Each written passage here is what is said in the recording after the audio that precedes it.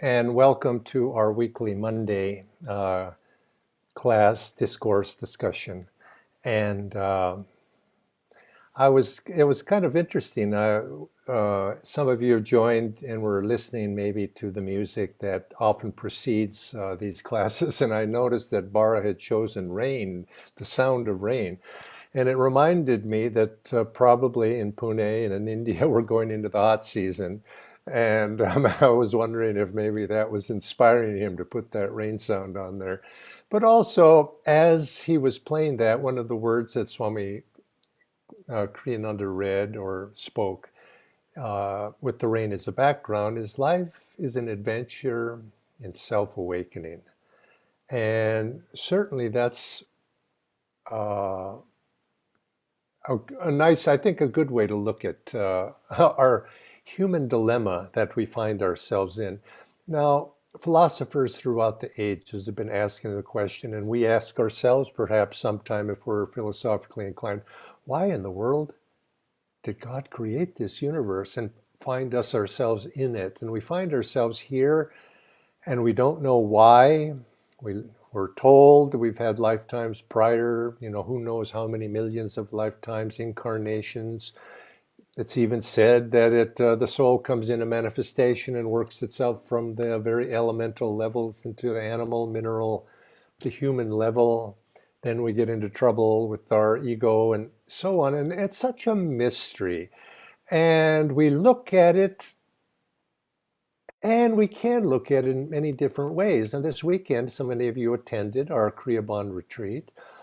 And I spoke on the first evening and I was making the point, or perhaps trying to make the point, that all of us are walking a very similar path, but unique to ourselves. Similar in the sense that we're all walking toward the same destination. And of course, all of us came into this manifestation, who knows when this God created this universe, and that souls were flung out into this world, and we've attained a certain point, but we're all seeking God as our one united divine destiny. That there's no other things that particularly are destined other than the fact that we put things in motion and perhaps we're destined to reap the karma of that.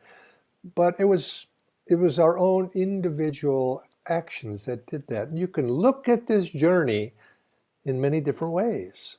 And how we look at this journey is often determinant of how we experience it. If you look, you can see, oh my God, I've been punished. This creation is just a world of torment and pain.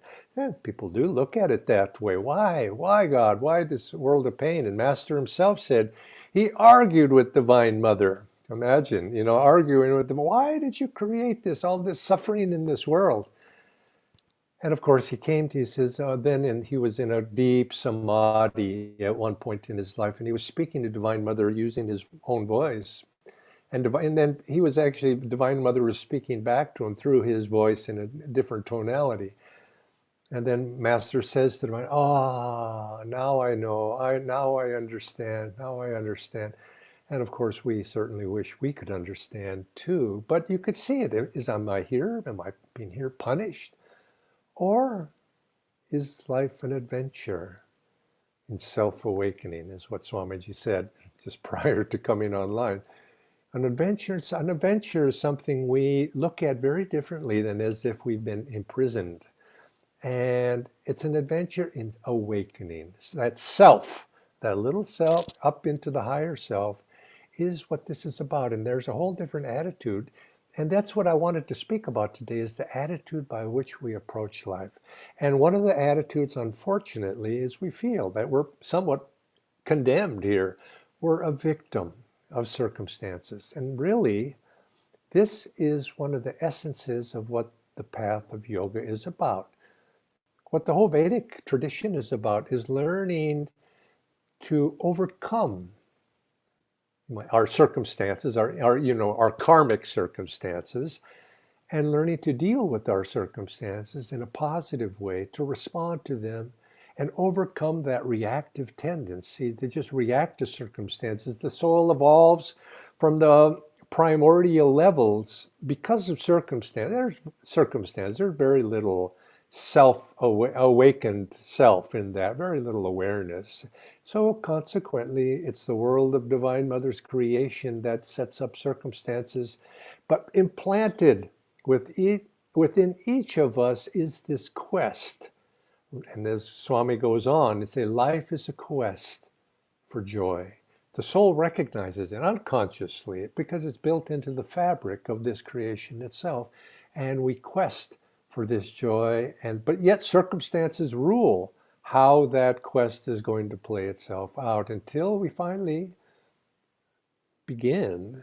We come to the human level, we develop this ego, and circumstances still dominate us, but we have some choice begins to come in. The ego develops, we have choice, we can make choice, and we can influence those circumstances, you might say, by our choice. And we have then, instead of being subject to a universal karmic directive of the universe, we end up having individualized karma because each of us can find our own way up that mountaintop or the infinite number of byways to get to that. But yet, we're all destined to the same goal, the mountaintop of self-realization. And how we get there, though, is our karmic burden, our karmic adventure. We can continue and we can look at life as being we're a victim of circumstances, or we're a creator of circumstances of which we reap the karma of, which is a different, same thing you might say, but yet how we view it will determine whether we live this life in pain and suffering again and again, or ultimately we traverse toward our goal in a much more quicker way. And eventually get there sooner. And that's the one thing that's in our hands is how long, Lord, do we want to endure, play, you might say, with Maya and the sufferings that inevitably will accompany it. So today I'd like to mention, I'm going to come back to this word victim and victimization. Now, this is a dangerous topic for me to talk about because it's so misunderstood when I say victim, because people are victims, and it's terrible when they're victims. Circumstances, this world can be a difficult place. But in the long run, when we step back, all of us have traversed. You can't really say one person's karma is better than another's. Karma is somewhat of a subjective term. Anyway, it happens, but how we experience is very subjective. All of us has gone up the hills and the valleys. And Kriyananda used to say, in the end, it all adds up to zero.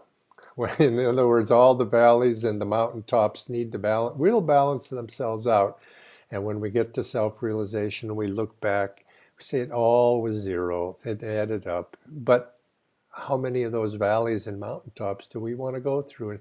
Until we get to that point of where it becomes agonizingly monotonous. And so, but yet I say this is a dangerous topic for me because it's so difficult to explain in some ways and so easily misunderstood because things happen to us and we look at it in a certain way and we're a victim. Circumstances are a victim. And to say, well, don't be a victim, to tell somebody, don't be a victim, means they take it in the wrong way. It says, well, should I not do anything? Should I be passive? Should I just endure? And people say, well, that which comes of itself, which is what we say all the time, let it come. Well, it says, well, if I do that, should I let life roll over me? Should I let my office mates mistreat me? Should I be subject to racism and with the smile and just not do anything and be in this world? And that's inevitably what rejoinders that people come back. And I'm not saying that. And the spiritual teachings are not saying that. What they're saying is something much deeper, but it does take some refinement of understanding to understand it, what we're saying. And I think it is encapsulated in something that Jnanamata wrote in her book, God Alone.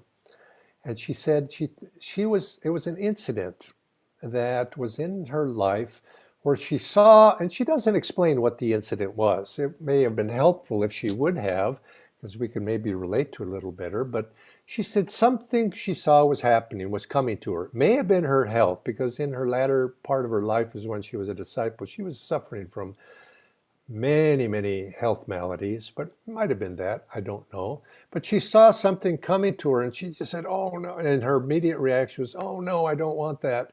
I don't want it. Oh, and she saw it and she was, I don't know if she was a little fearful or reluctant to, but she caught herself immediately. Now you have to realize could speak from a very high plane because Master said when she passed that she was completely liberated. She said there was no one spot of delusion in her consciousness when she passed. So she caught that thought of reluctance and she said, she prayed to God, says, Lord, Lord, change no circumstances in my life. Change me.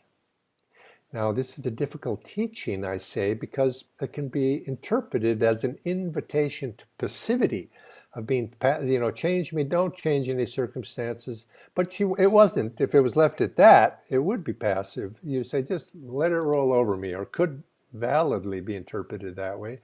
But she was saying, no, change me, make me strong, give me courage, give me the tools, give me the will, give me the joy to be able to face whatever comes and make me stronger. And this is what is encapsulated by something that Swami Kriyananda wrote about the challenges that things to come toward us and taking the right attitude toward them.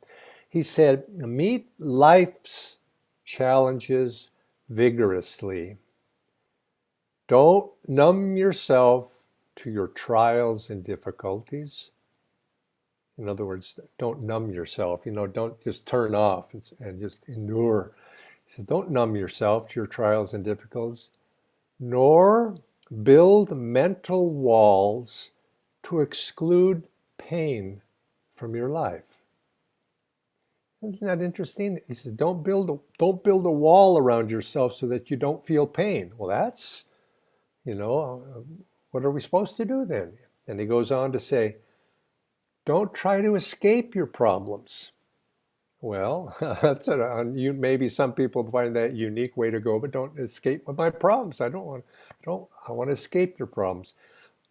But, and he goes on to say, by confronting them courageously, he said, that's how you escape your problems. Don't try to escape your problems, but by confronting them courageously, peace comes not in denial, but in victory. In other words, if you have challenges, you're not going to get away from those challenges by running away from them. You're not going to get away from those challenges and by building this wall around yourself. That's in a sense running away from them, escaping them, and numbing yourself so that you don't feel the pain. Well, that doesn't really escape them either, unless by numbing you mean overcoming to the point, like Swami used to go to the dentist and not take Novocaine because he transcended the consciousness of pain, and so he could endure it that way. He was victorious. He says, peace comes not by denial, but by victory. And this is what we mean when Gyanamata was mean. He says, change no circumstances, Lord, but change me. Now, some people then might interpret that, does that mean we should not change external circumstances? It doesn't really even mean that. It doesn't mean that you just wait for somebody else to fix the problem. He said, don't pray to God when something is coming to you to change the circumstances. It's coming. God's giving you a test. God's giving you a challenge. But when it comes, it's your challenge to fix. It's your job to fix. So consequently, you can change the external circumstances to make things better. It's your job to do whatever. Ask for God, and one of the solutions, of course, not just acting by yourself. He says, help me to rise above my circumstances. Help me. to transcend my circumstance. Give me the courage to overcome. Give me the tools, Lord. Give me the solutions so that I can put into play and I can change these circumstances in a positive way and I can do my duty and I can make the world better for other people. But the challenge itself, you say, okay, if it's come to me, there's some reason it's come to me. Now, what am I going to do? Ask for help. You can ask God for help. You can ask your friends for help. Ask your coworkers for help. Do whatever is needed to fix the problem, but don't numb yourself to it, hide from it, build a wall around yourself from it, run away from it out of fear. These are the things that are not going to allow us to progress.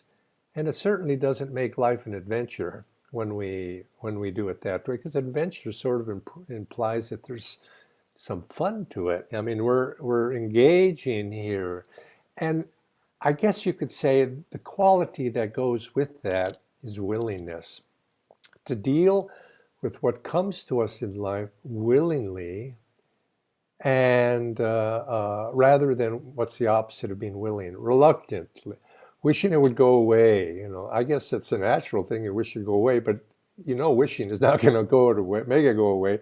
So you willingly engage, and so in this way, you take an attitude. You see, now the attitudes by which we respond to whatever comes to us is going to determine the future. It's going to determine right now how we feel about it, but it's also going to put into motion that which it's going to put into motion the things that are coming in the future. And again, you say, well, anyway, this is what God has given me. I don't know why, but I'll deal with it in the best way possible. Now, that best way possible might be prayer. I remember a story of, it's been a long time ago, but I remember the story of something like this. Mr. Oliver Black was a very advanced disciple of Master. He was also a very successful businessman, but he had to attend board meetings for his company as, director of the board or CEO or whatever. And he said there was one fellow there was just a real pain, always complaining, always challenging, always being negative, always making torture out of these board meetings for Mr. Black, but also for everybody else. And he had something he had to bring up and do. And he thought of this fellow and he thought, oh God, Lord, so-and-so is coming to the meeting, help me. Help me. So this is, put yourself in these positions, because this is what it often. Now, it wasn't that he was not wanting to face his problems.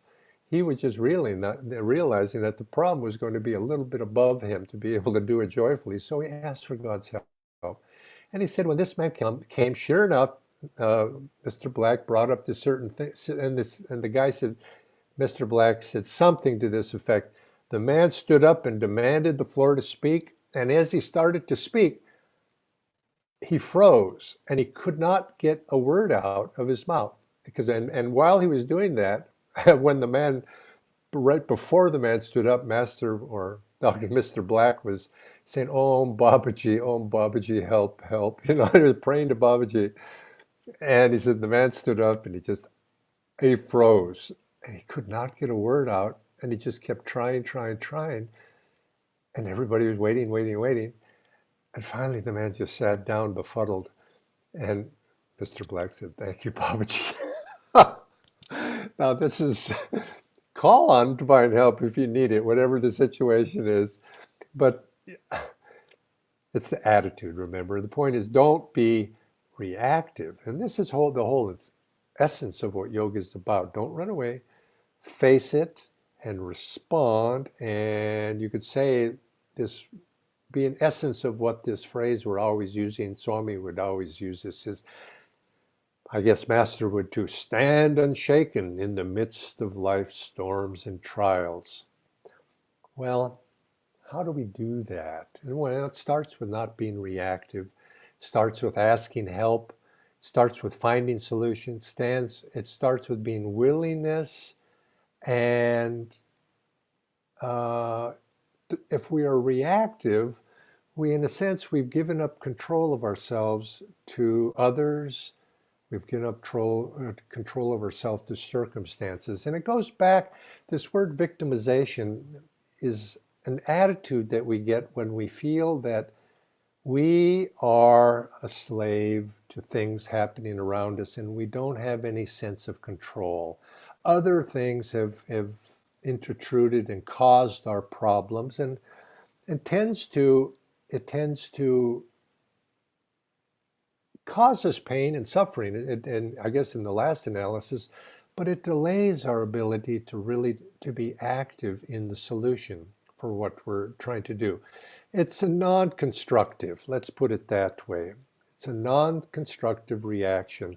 And some of the things to watch for, the way that this manifests in ourselves in a victim consciousness, and in the ways maybe you haven't really thought of, but if we are ego detectives and we watch ourselves, we can see these and we try to say, oh, I'm not going to do that. I'm going to try to find a solution to that. And so anyway, what are some of these things? Well, one is resentment.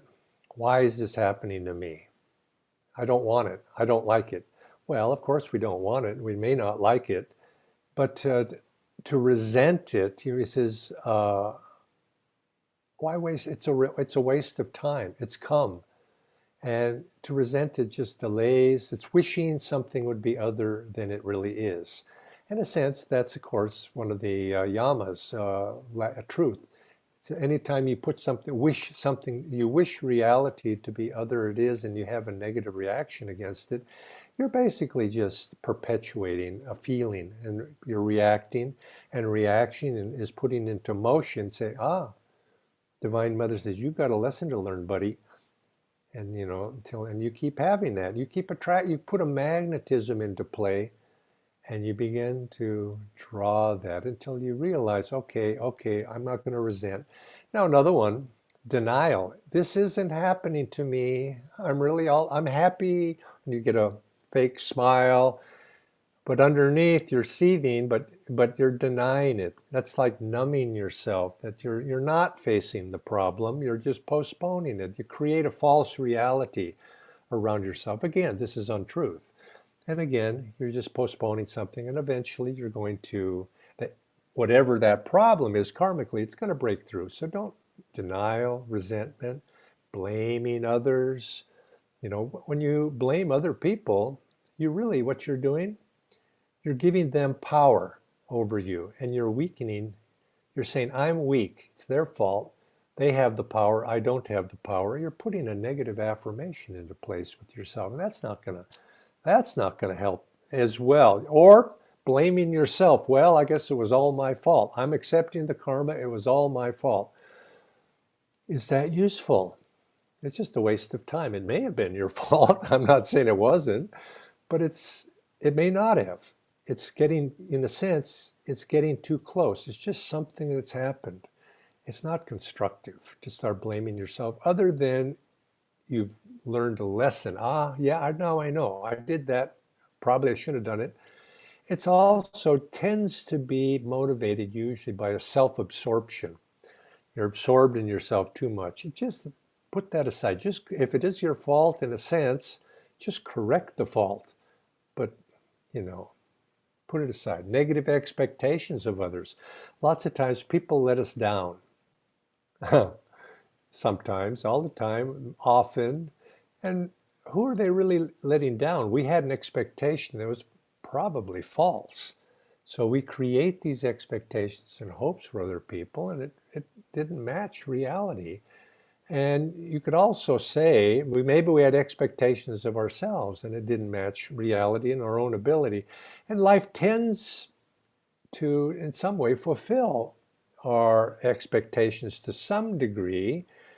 But if you have negative expectations of others, well, certainly that's the case. You don't, no, that fellow never liked me anyway, and there he is doing it again. But be careful about expectations. Keep them in bounds, especially the negative ones. Why have them?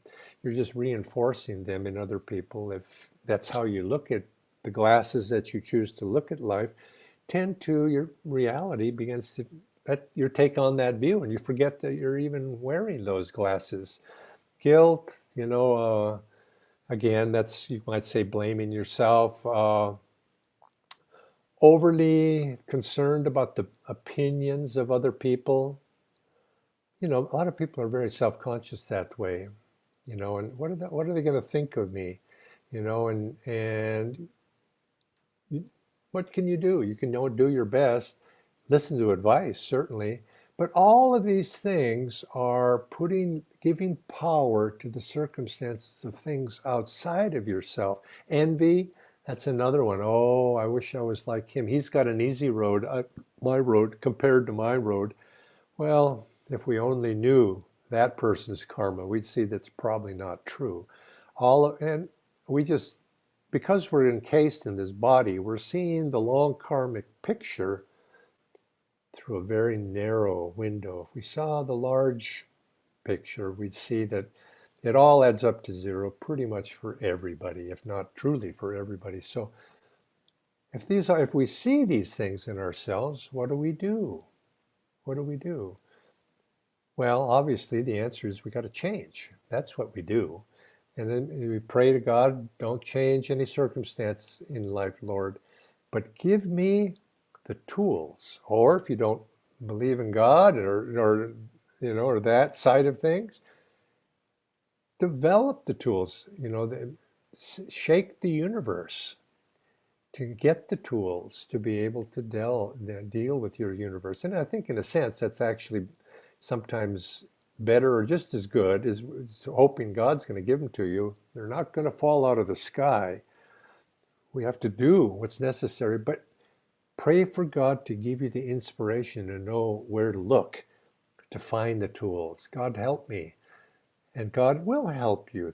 But it's not, I don't think it's going to help you so often like Babaji helped Mr. Black, unless you have that consciousness of Mr. Black. It's not going to make that office bully freeze.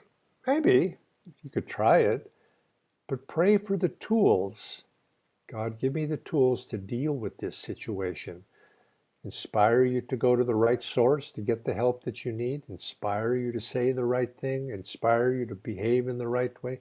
Inspire you to take the next action. But inspire you to do something, whether that's mental or emotional or physically going out, and do something positive. And don't, inspiration to knock them on the head is maybe not so good because of it's tends to be you're creating more karma. I guess you could say that's one thing. Don't create more karma if you are trying to fix a karma right now, but change and help draw inspiration. And the best way to do that is, how do we draw inspiration? We change our consciousness. We develop the skills to be able to summon those attitudes in the moment that will give us the solution to deal. And that's what we do when we practice Kriya. And that's, if you were attending our Kriya Bond retreat that we've had on the weekend, it was a point I was trying to make. I don't know if I did make it, but I was intending to make it if I didn't,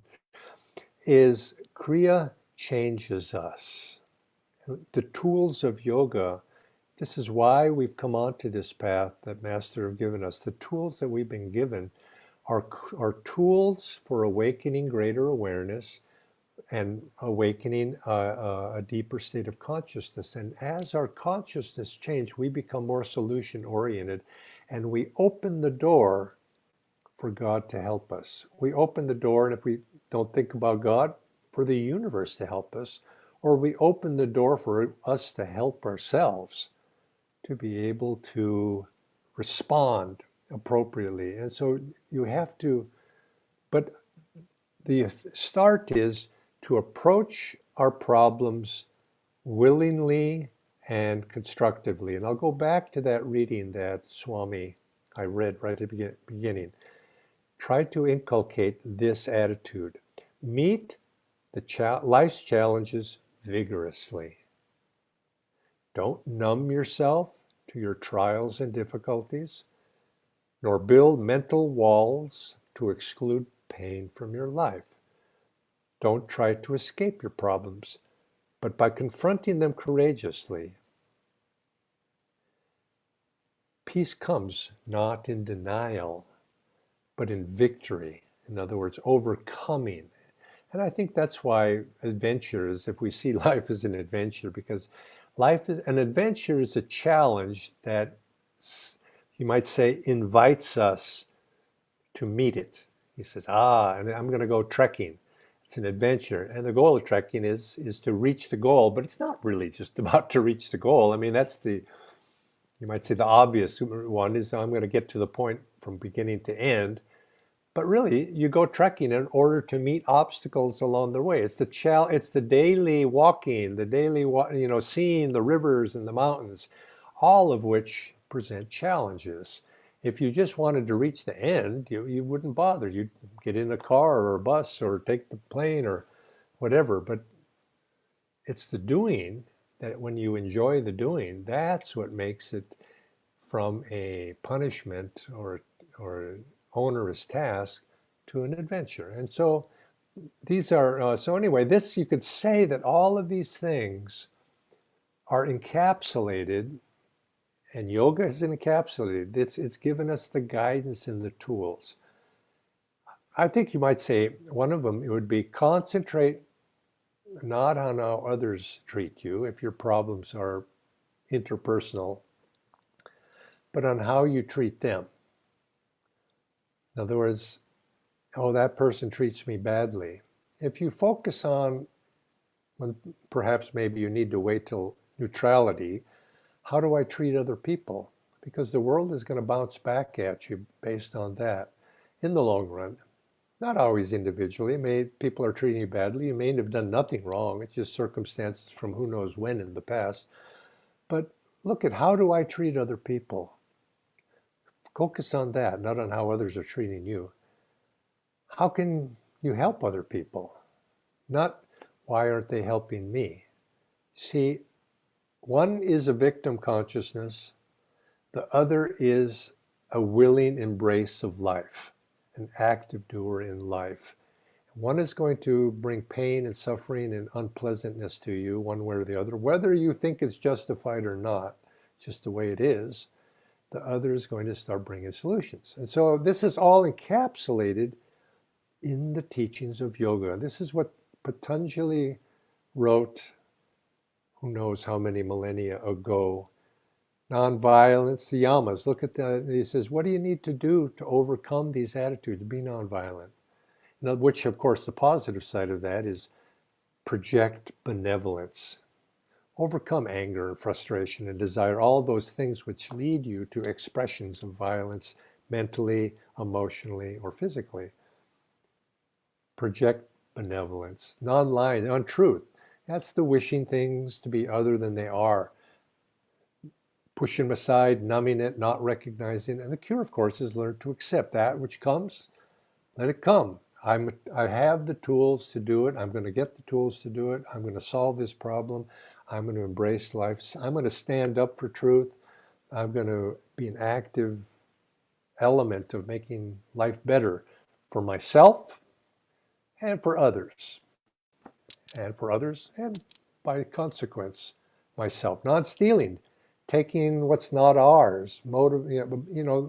So much of life is motivated by a sense of lack. And when we are reluctant, we see life treating us badly, we see circumstances, if only things were different. What we're doing really is we're affirming a lack of something.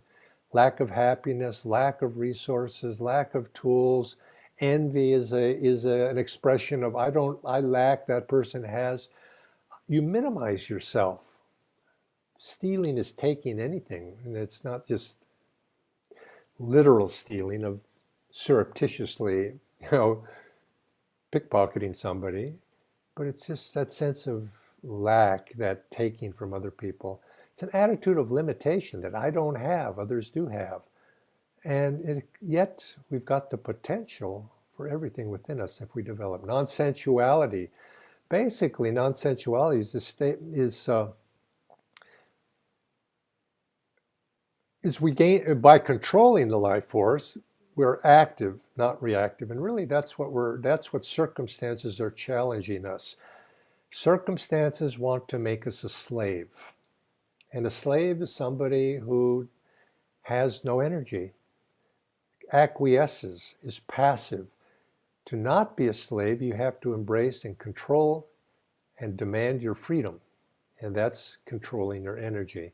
So this is basically what brahmacharya is about. And non-attachment, last one, is, of course, if we're attached to the way things are, and we accept them the way they are, well, this is just, we suffer when they change, or we suffer for them right now. When things change, everything changes, and as change happens, we don't like it, and we suffer, so we're vulnerable.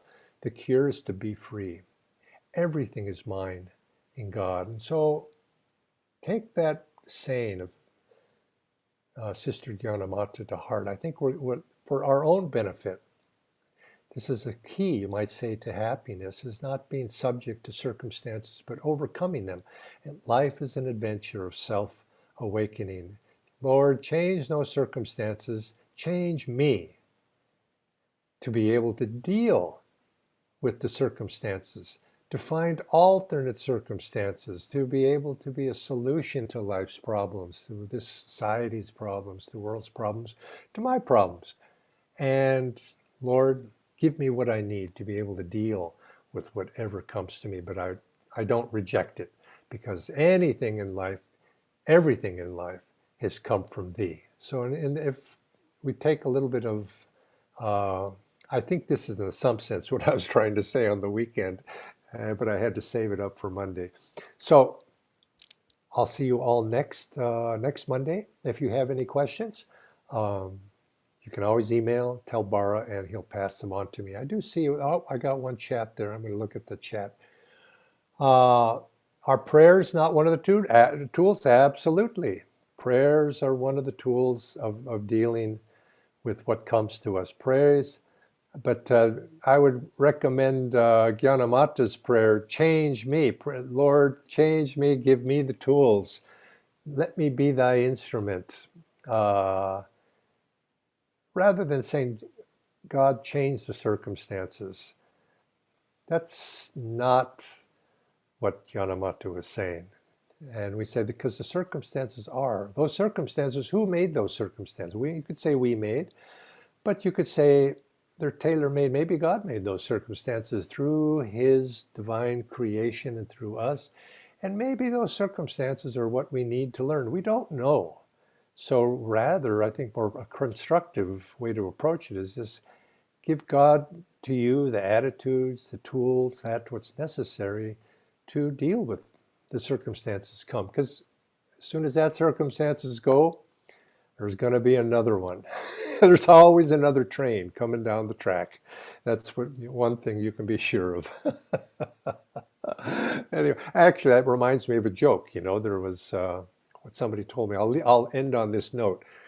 And a friend of mine, her mother was very wise, and my friend was from Texas, is from Texas, so she had a Texas accent. So I have to sort of say this with a Texas accent. But she had a mother who, when my friend was a teenage girl, her mother was giving her some advice about choosing a husband. and, and this was a very practical mother. And she says, honey, when you grow up, you're going to want a man who's handsome.